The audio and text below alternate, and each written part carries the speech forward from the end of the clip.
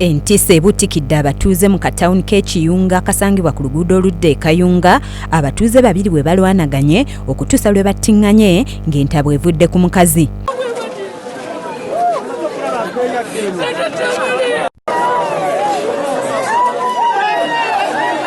Bino bibaddewo mu kiro ekikeesezza olwaleero ng'abesse kuliko Kiwambo Hassan abadde atemera mu myaka 42 ne Godfrey Katende nga we tutuukidde mu kifo kino nga poliisi ne LDU bakyebulunguludde nga gwa omulambo gwa Kiwango gusangiddwa Kinnyana Mpindi n'amaka ge ng'ate ogwa Katende gubadde mu nnyumba etannaggwa nga gugaŋŋalamye mu kitaba ky'omusaayi kilomita ng'emu okuva ewa Kiwango. Abasajja tusinyibaka abasajja tujja bannaffe n'obanga otegeera oba totegeera kataba kwagalira omukazi obwongo buggwawo kati omusajja yasse munne naye ne yetta. Abatuuze be twogeddeko nabo bategeezezza nti ababiri bano babadde baganza ku mukazi omu nga n'olumu balwanira omukazi omu wakati mu katawuni k'Ekiyunga era ne bataasibwa. Agamba nti baasooka kulwana obanga akaluyi kakulwana ng'omu yasinza munne amaanyi nga bikonde omulala n'agamba nze kankwewerere ku biso.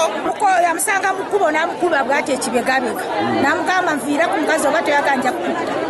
Tamare Hakimu nga mutabani w'omu ku battiddwa agamba nti yakoma okulaba ku kitaawe ennaku 3 emabega ng'amawulire g'okufa kwe yagafunye okuva ku jjajjaawe eyazze n'amutegeeza nti kitaawe attiddwa.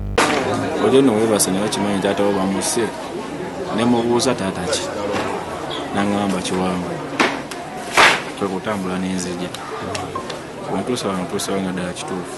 Abatuuze abalala bategeezezza nti omu ku bagenzi yandiba nga yaguze abatemu okutta munne wabula wakati mu kulemererwa okusasula abatemu naye kwe kumutta. Kiwango tekubanga ono yakoze eki yafunye abasooli yaguze abasooli kati bamala okumutta obakasene kagaana nebagaana tukuleka tukuliddewo. Kavuma Mutagaana nga mukulembeze ku kyalo Kiyunga ategeezza nti abantu bano babadde balirwana era nga babadde n'obutakkaanya obuva ku mukazi gwe baayagala bombi era ng'ono avumiridde ekikolwa kino n'asaba abantu bulijjo okutwalanga obutakkaanya bwe balina mu bakulu ababasingako.